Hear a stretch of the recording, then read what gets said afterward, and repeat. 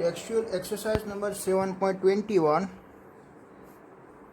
Obtain the resonance frequency and Q factor of a series LCR circuit with L is equals to 300 Henry, C is equals to 27 microfarad and R is equals to 7.4 ohm. It is the desire to improve the sharpness of resonance of a circuit by the reducing its full width as the half maximum by the factor of 2 suggests the suitable way. Okay. तो हमको first of all क्या find करना है कि resonance frequency भी निकालनी है, Q factor भी निकालनी है और हमारा जो कर्व का जो शार्पनेस है उसको भी इम्प्रूव करना है। ठीक है, ओके। तो फर्स्ट ऑफ ऑल मैं गिवन डेटा में लिख देता हूँ कि भाई आपको एल की वैल्यू दे रखी है 3 हेनरी, देन आपने सी की वैल्यू दे रखी है 27 microfarad, so that 27 into 10⁻⁻6 farad and resistance की भी वैल्यू आपको दे रखी है R is equal to 7.4 ohm. Okay, तो आपको क्या डिफाइन करना है कि रेजोनेंस फ्रीक्वेंसी, तो रेजोनेंस फ्रीक्वेंसी का इसका एंगुलर फ्रीक्वेंसी ओमेगा आर होती है, तो इज इक्वल टू 1/√LC। ये ओमेगा आर क्यों लिखा हुआ है, this angular frequency of resonance condition. ठीक है, ओके। इसमें आपको एल और सी की वैल्यू आपको पुट करनी है। तो एल की वैल्यू आपको दे रखी है 3 और सी की वैल्यू दे रखी है 27 microfarad, so that 1/√3 into 27 into 10⁻⁻6। Okay, तो उसका आंसर आएगा 10⁻³ और उसका आंसर आएगा 111.11 radian per second. This is the angular frequency. Okay, then आपको क्वेश्चन डिफाइन करना है, एक क्वालिटी फैक्टर क्यू भी आपको डिफाइन करना है। तो क्वालिटी फैक्टर क्यू डिफाइन करने के लिए आप ए ओमेगा आर का भी, ये वाले आपके पास दो इक्वेशन है। देखिए मैं यहाँ पे दोनों में इक्वेशन यूज़ करता हूँ। Q is equal to omega R, L/R भी आप यूज़ कर सकते हो, तो आप मीन्स के 1/√L/C वाला इक्वेशन पे आप यूज़ कर सकते हो। दोनों इक्वेशन सेम जैसा ही। देखिए ओमेगा आर की वैल्यू आप यहाँ पे पुट कीजिए, या तो ओमेगा आर वाली ए वाली वैल्यू आप यहाँ पे अटैच कर दीजिए। तो एल मीन्स के √L कैंसिल हो जाएगा, तो 1/R is equal to √L/C आएगा। हमारे पास ओमेगा आर की वैल्यू अवेलेबल है, तो मैं ए वाली इक्वेशन में मैं वैल्यू पुट कर देता हूँ। ठीक है, तो 111.11 into L is equal to आपको दे रखा है 3 and R is equal to दे रखा है 7.4, तो आपको क्वालिटी फैक्टर मिलेगा 45.04। ठीक है, देन आपको दूसरा क्या दे रखा है कि भाई desire to improve the sharpness of the resonance, और शार्पनेस की इसको हमको जो शार्पनेस होती है उसको आपको इम्प्रूव करना है। तो हम इम्प्रूव कैसे करेंगे, जो उसकी जो विड्थ होती है, बैंड विड्थ होती है, उसको हमको क्या कर देनी है, हाफ कर देनी है, तो उसका शार्पनेस मैक्सिमम मिलेगा। तो उसको हाफ करने के लिए क्या करना पड़ेगा कि भाई उसका रेजिस्टेंस है, वो रेजिस्टेंस पे करंट की वैल्यू डिपेंड होती है। आपने वो ग्राफ देखा था ना ऐसा, this is the angular frequency versus current का ग्राफ। अगर आपका ग्राफ पहले आपको ऐसा मिलता है, अगर उसकी शार्पनेस आपको इम्प्रूव करनी है, ऐसे करनी है, ऐसे। ठीक है, तो क्या करना पड़ेगा कि भाई उसका जो रेजिस्टेंस है वो रेजिस्टेंस आपको हाफ करना पड़ेगा, रेजिस्टेंस आपको हाफ करना पड़ेगा। ठीक है, रेजिस्टेंस आप हाफ कर दीजिए तो करंट की वैल्यू मैक्सिमम हो जाएगी, तो आपकी पीक वैल्यू की वैल्यू भी मैक्सिमम हो जाएगी। और क्या फ़ायदा होगा कि भाई आपकी जो बैंडविड्थ है वो बैंडविड्थ भी हाफ हो जाएगी। ठीक है, पहले इतनी बैंडविड्थ थी, देन आपको इतनी हो गई, तो बैंडविड्थ भी हाफ हो जाएगी। ठीक है, ओके। तो उसके लिए आपको क्या करना पड़ेगा कि भाई उसकी जो रेजिस्टेंस की वैल्यू है 7.4/2 कर देनी है 3.7 ओम। ओके, ये है उसका आंसर।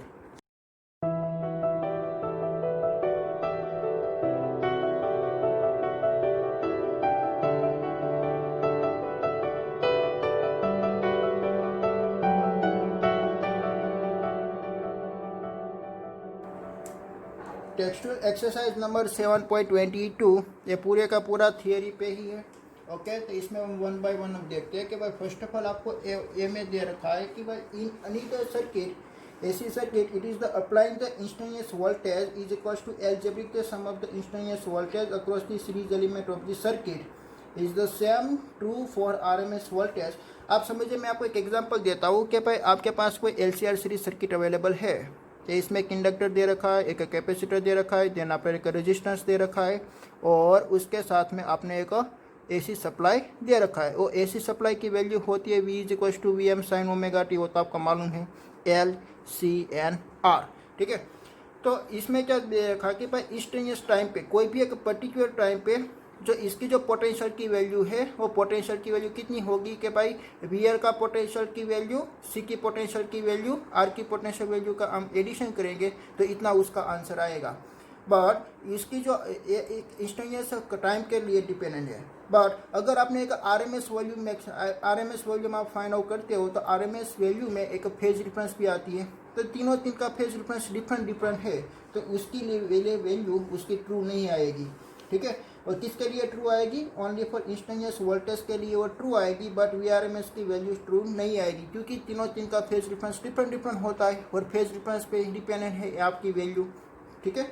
ओके, देन अपन नेक्स्ट देखिए, तो capacitor is use in the primary circuit of N induction coil. Induction coil का क्या मीनिंग हुआ? इंडक्टर का मीनिंग हुआ, ठीक है। इंडक्शन कॉइल का मीनिंग है भाई इंडक्टर, ठीक है। इंडक्टर मीन्स के एल, तो एल के साथ में आपने एक प्राइमरी सर्किट में कैपेसिटर लगाते हो। कैपेसिटर क्या करती है कि इलेक्ट्रिकल एनर्जी का स्टोरेज कर लेती है। तो जब इंडक्शन कॉइल का ब्रेक डाउन होगा तो इसमें से मैक्सिमम पोटेंशियल फाइंड आउट होगा, और मैक्सिमम पोटेंशियल क्या कर देगा? एक स्पार्क प्रोड्यूस करेगा। अगर वो स्पार्क प्रोड्यूस ना हो, इसलिए हमने क्या लगा दिया? कैपेसिटर लगा दिया। ख्याल आया? क्योंकि पहले इंडक्टर क्या करती है? इंडक्टर पहले सभी मीन्स के जो उसका जो करंट है वो करंट को वो लैग कर देती है, ठीक है। तो वो इसमें एक एनर्जी को स्टोरेज करके रखती है, और जैसे उसका ब्रेक डाउन होगा, इंडक्टर का जैसे ब्रेक डाउन होगा तो इसमें से मैक्सिमम पोटेंशियल फाइंड आउट होगी, और मैक्सिमम पोटेंशियल एक स्पार्क प्रोड्यूस करेगी। अगर वो स्पार्क को आपको अवॉइड करनी है तो इसके लिए आपको एक प्राइमरी सर्किट में कैपेसिटर लगाना चाहिए, क्योंकि कैपेसिटर सभी चार्ज को स्टोरेज कर लेगा, ठीक है। तो वहाँ पे स्पार्क नहीं प्रोड्यूस होगा। तेरा फिर सी देखिए, and applying the voltage signal consistent of a superposition of DC voltage and AC voltage of high frequency. The circuit is the consistence of the inductor and the capacitor is the series, so that the DC signal will appear across C and the AC signal across the L. Okay, ऐसा question हमने एक theory concept पे हमने study किया हुआ था, only for inductor circuit में और ओनली फॉर कैपेसिटर सर्किट में। इसमें क्या दे रखा है देखिए, पहले हम डीसी वोल्टेज की बात करते हैं कि भाई डीसी वोल्टेज में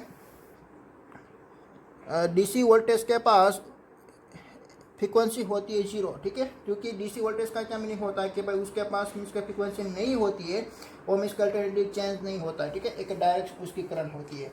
ओके, तो हमारे पास दो रिएक्टेंस अवेलेबल है, एक inductive reactance, then after capacitive reactance. तो inductive reactance XL is equal to होती है ओमेगा एल, बट इसमें ओमेगा हम 0 पुट कर देंगे तो उसका आंसर आएगा 0। तो इंडक्टर में जो अपोजिशन फैक्टर है उसका आंसर आया 0। देन आपके कैपेसिटिव का अपोजिशन फैक्टर है capacitive reactance XC, XC is equal to 1 upon omega L. अगर हमने 1 अपॉन 0 कर दिया तो उसका आंसर हो जाएगा इन्फिनाइट। तो कैपेसिटर में क्या होगा? कैपेसिटर में उसका अपोजिशन फैक्टर हो गया मैक्सिमम, और इंडक्टर सर्किट में हो गया 0। तो उसका क्या मीनिंग हुआ कि भाई जो डीसी कंपोनेंट ऑफ वोल्टेज है is across the capacitor. Okay, तो मीन्स के रेजिस्टेंस किस में मैक्सिमम होगा? कैपेसिटर में मैक्सिमम होगा, ऐसा फाइंड आउट हुआ यहाँ पे, ठीक है। डीसी वोल्टेज हमने सप्लाई किया तो जिसका अपोजिशन फैक्टर मैक्सिमम है, इंडक्टर में तो कोई अपोजिशन फैक्टर है ही नहीं, तो किसमें मैक्सिमम है? एक्सी सर्किट में, मीन्स के इंडक्टिव रिएक्टेंस और कैपेसिटिव रिएक्टेंस में मैक्सिमम है। तो कैपेसिटिव रिएक्टेंस में मैक्सिमम है कि इसके लिए उसका रेजिस्टेंस की वैल्यू मैक्सिमम होगी। देन पर हमको एसी सप्लाई फाइंड आउट करना है, तो एसी सप्लाई हम फाइंड आउट करेंगे एसी वोल्टेज। तो एसी वोल्टेज में ओमेगा होगी, तो XL element omega L means के होगा इन्फिनाइट, ठीक है। बट एक्सी एलिमेंट क्या हो जाएगा? ओमेगा सी अवेलेबल है यहाँ पे, तो ए हो जाएगा 0, ठीक है। तो यहाँ पे क्या मिला देखिए, इंडक्टिव रिएक्टेंस है, और इंडक्टिव रिएक्टेंस की वैल्यू मैक्सिमम आई और कैपेसिटिव रिएक्टेंस की वैल्यू 0 आई।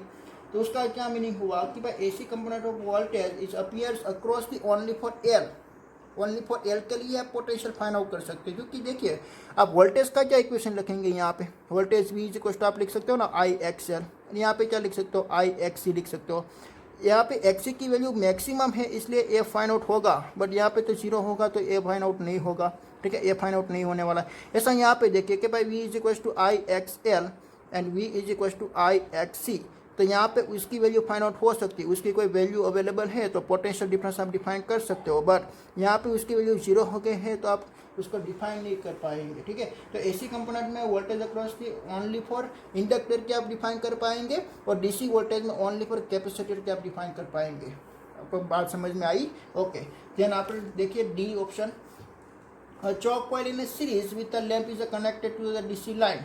ओके, आपने डीसी लाइन से कनेक्टेड किया है, आपको यहाँ पे ध्यान से आपको रीड करना पड़ेगा, आपको एसी से नहीं कनेक्टेड किया है, डीसी वोल्टेज से कनेक्ट किया हुआ है। And an AC voltage of the high frequency, पहले डीसी वोल्टेज थी, देन पर एसी वोल्टेज थी। The circuit is the consistence of the inductor and capacitor, sorry choke coil, D option में read कर रहा हूँ, फिर से अब मैं रीड कर रहा हूँ। Choke coil in a series with the lamp is connected to a DC line, the lamp is seen shine brightly and incidence of and the iron cords in the chalk case is not change in the lamps the brightness the predict the corresponding the observation with the connection to a AC line। Okay, पहले आपको DC line से connect करनी है, then पर आपको AC line से connect करनी है, ठीक है। तो कोई आप इसके डीसी लाइन से आप कनेक्ट करोगे तो डीसी लाइन में कोई फ्रीक्वेंसी नहीं होती, तो फ्रीक्वेंसी नहीं होती तो इसमें कोई वेरिएशन नहीं आएगा, ठीक है। तो उसका जो लैम्प का जो ब्राइटनेस है वो ब्राइटनेस ऐसा ही रहेगा। बट जैसे आपने एसी के साथ कनेक्टेड कर दिया, और मैं आपको यहाँ पे मैं फिगर में ड्रॉ करता हूँ, ऐसे यहाँ पे एक चौक कॉइल अवेलेबल है और यहाँ पे एक लैंप अवेलेबल है, और यहाँ पे आपने एक पहले एसी सोर्स आप अप्लाई करते हो, एसी सोर्स अप्लाई होने से उसके अराउंड एक मैग्नेटिक फील्ड प्रोड्यूस होगी, और देन आफ्टर आप उसकी इनसाइड एक आयन कोर भी अवेलेबल करते हो। आयन कोर क्या होती है, एक फेरोमैग्नेटिक मटेरियल है, वो उसकी मैग्नेटिक फील्ड की इंक्रीज कर देगा, मैग्नेटिक फील्ड को इंक्रीज कर देगा। तो यहाँ पे लैंप हमने रखाया हुआ है, तो लैंप की ब्राइटनेस डिक्रीज होगी। क्यों डिक्रीज होगी? क्योंकि मैग्नेटिक फील्ड मैक्सिमम है, तो मैग्नेटिक फील्ड मैक्सिमम है तो उसकी पोटेंशियल एनर्जी भी मैक्सिमम हो जाएगी, तो उसकी पोटेंशियल एनर्जी वो मैक्सिमम हो जाएगी, तो यहाँ पे एनर्जी कम आएगी, तो लैंप की ब्राइटनेस डिक्रीज होने लगेगी। बट अगर यहाँ पे डीसी आपने सप्लाई किया हुआ है, डीसी एक बैटरी के साथ सप्लाई किया हुआ है, तो इसमें कोई ओमेगा अवेलेबल नहीं है, इसमें कोई फ्रीक्वेंसी अवेलेबल नहीं है, तो सभी करंट यहाँ से जाएगी और उसकी ब्राइटनेस वैसे ही रहेगी, इसमें कोई चेंजेस नहीं आने वाला है। देन आफ्टर ई देखिए, why is the chalk coil is a need in the use of the fuse the tubes with AC main? Why can we not use on the ordinary resistance instead of the shock coil? Okay, the shock coil is the need with the fused tubes is connected with the AC main to reduce the voltage across the tube without the loss of power, and ordinary resistance cannot be used the fused tube the required the purpose because it will waste power in the form of heat। Okay, जो resistance हम लगाएंगे तो इसमें क्या होगा कि power का loss होगा, बट चॉक कॉइल में पावर का लॉस नहीं होता, बिकॉज ये जो इंडक्टर है वो इंडक्टर ओनली फॉर एनर्जी को स्टोरेज करता है, वो कंज्यूम नहीं कर लेता। रेजिस्टेंस क्या करेगा, कंज्यूम कर लेगा, वो हीट एनर्जी में ट्रांसफर करके देगा, तो इसमें एनर्जी का लॉस होता है, बट चॉक कॉइल में कोई एनर्जी का लॉस नहीं होने वाला है, ठीक है।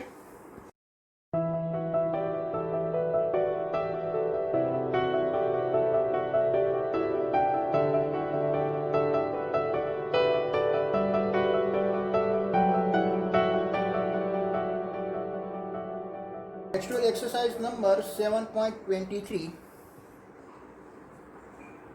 A power transmission line is the need input power at the 2300 volt and the step down transformer। Step down transformer में क्या होगी कि इनपुट पोटेंशियल से आउटपुट पोटेंशियल कम होगी, ठीक है। तो प्राइमरी वाइंडिंग आपको दे रखी है 4000 turns. What should be the number of turns in the secondary in order to get the output power is 230 volt। Okay, तो मैं यहाँ पे पहले गिवन डेटा में लिख देता हूँ कि भाई इनपुट पोटेंशियल इसके प्राइमरी वीपी आपको दे रखा है 2300 वोल्ट। देन आफ्टर एक आउटपुट भी पोटेंशियल आपको दे रखा है 230 volt. Then after primary number of turns भी दे रखा है, एनपी दे रखा है आपको 4000, तो आपको एनएस फाइंड आउट करना है, ठीक है। तो आप कौन सा इक्वेशन यूज़ करेंगे, आपको एनएस की वैल्यू निकालनी है, इसलिए मैं ये वाली फॉर्मूला यूज़ करता हूँ कि भाई secondary potential upon primary potential is equal to secondary number of turns upon primary number of turns. इसमें सेकेंडरी नंबर ऑफ टर्न्स को आप सब्जेक्टिव बना दीजिए, so that VS upon VP into हो जाएगा एनपी, ठीक है। तो वीएस की वैल्यू कितनी है, वीएस की वैल्यू है 230 एंड यहाँ पे है 2300, सो दैट 230 अपॉन 2300 एंड यहाँ पे एनपी इज इक्वल टू है 4000। ओके, तो आपको नंबर ऑफ टर्न्स आपको मिलेगी, देखिए यहाँ पे एक कैंसिल आउट होकर 10 आएगी और यहाँ पे 0 cancel, so that secondary number of turns आपको मिलेगा 400, ठीक है। It is your given answer.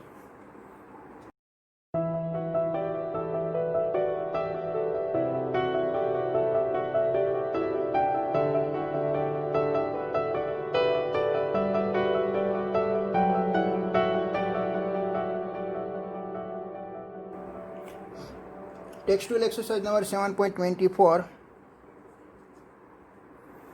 Okay, इसमें आप देखिए कि आपको एक 11 का कॉन्सेप्ट दे रखा है। At hydraulic power plant the water pressure head is the height is 300 metre. एक 300 मीटर से वाटर आ रही है, ठीक है, तो H is equal to 300 metre. Okay, तो water flow is available 100 metre cube per second. इसमें जो वाटर की क्वांटिटी आ रही है उसका वॉल्यूम आपको दे रखा है 100 मीटर क्यूब पर सेकेंड, इतनी उसकी क्वांटिटी आ रही है। If the turbine generator the efficiency, हमने नीचे क्या लगा हुआ है वो है कि भाई हमको यहाँ पे क्या करनी है कि भाई वाटर के पास जो एनर्जी अवेलेबल है, हाइड्रोलिक एनर्जी अवेलेबल है, उसको हमको कन्वर्ट करनी है एक इलेक्ट्रिकल एनर्जी में। तो हमको बीच में क्या लगाना पड़ेगा, एक टर्बाइन लगाना पड़ेगा। वो टर्बाइन के साथ हमने एक कोयल को कनेक्ट किया हुआ है और एक कोयल को हमने कैप किया है एक यूनिफॉर्म मैग्नेटिक फील्ड में, तो वो रोटेशन होगी तो इसमें से इंड्यूस्ड ईएमएफ जनरेट होने वाली है, ठीक है। पूरे का पूरा कॉन्सेप्ट आपको मालूम पड़ा।